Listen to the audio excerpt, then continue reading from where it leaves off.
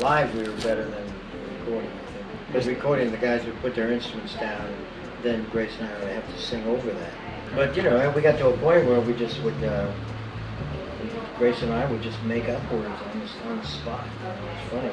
We had one number where we, anybody could start it, anything they wanted to do, and we would just improvise, and then Grace and I would go out and we'd improvise lines, you know, and we'd find hooks and we'd get on those hooks, you know, and ride them, and you know, and it was just cool, and that became our whole way of playing every song eventually, you know.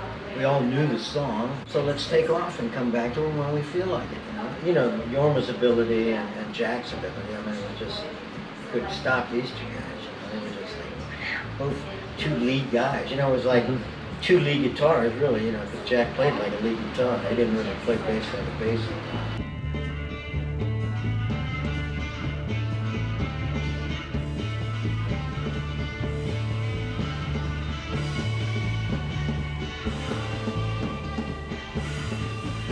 We were so tight, you know, for a while there.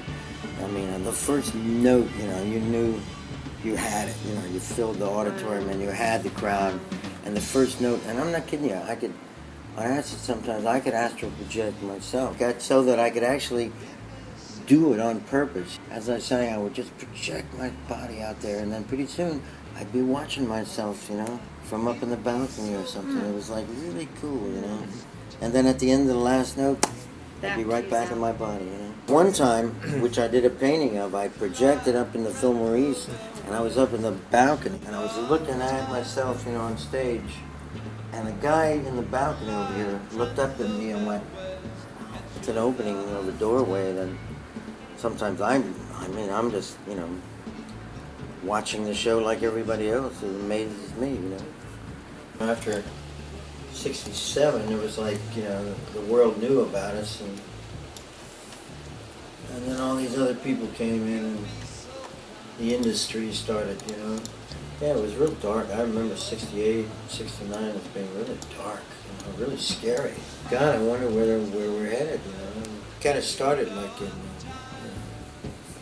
at first they didn't want people to even dance. I remember. It's very weird because, you know, we come from Frisco and the ballrooms, and, you know, everybody's dancing on acid, and you know, it was this floater thing where all these chicks are like just swaying and dancing, and, you know, then you go out and, you know, the police were like so afraid these people would move or something. At the Greek Theater one night, I was Greek Theater in Berkeley, and I said, you know, maybe 100 cops here. I said, you know, and there's thousands of us. How can they stop us? And I use that line every time. And, you know, as soon as I said that, the place became unglued, you know. It was funny. Except, you know, I never pulled that in Texas or places like that. You know. They were scarier then.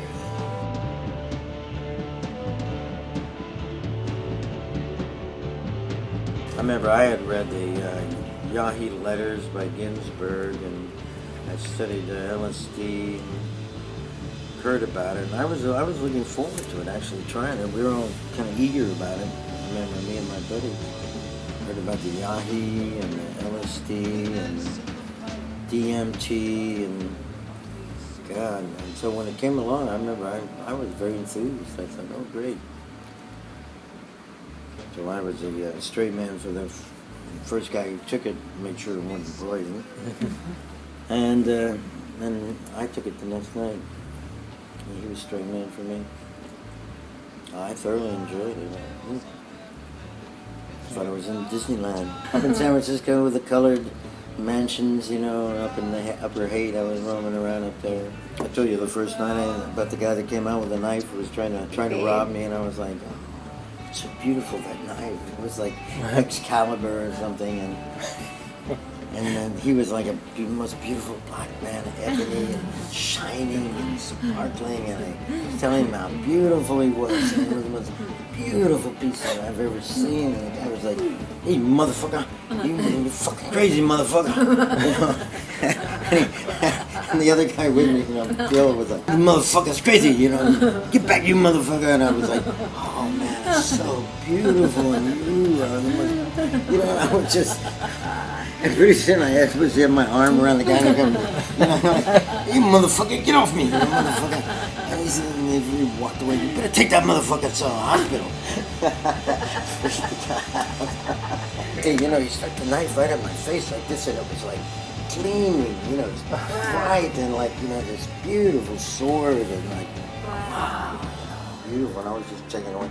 Now I looked at him, and he was this black guy, and it was real dark black, and he was like glistening, you know, with the facets of his face. And I was, you know, being a sculptor, I'm interested, and I was like, oh, you're beautiful. I did have to go back on trial one time for a pot case, which, you know, was ridiculous, but I wanted to see what the laws were about pot. I couldn't believe this. They were making such a to-do about it. I had this green goatskin leather suit made, and I went back there, you know, and I was like, this prosecutor was, I'm gonna fry your ass. It was, you hippies, you know, dirty hippies, and you know, all this stuff. And so the first day, this judge comes in, and he comes walking in, and he goes, let's go into our chambers, you know.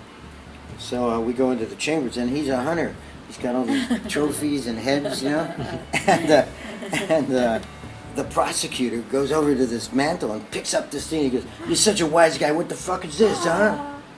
And I had just come from Alaska, where they presented me with this shaman stick by these Eskimo Indians, you know. Had given me a shaman stick. It's a petrified walrus penis, and it's carved at both ends, you know, and has a little ivory in it. I mean, so I immediately knew what it was. And I said, "Oh, that's an usik." And the judge whipped around, man.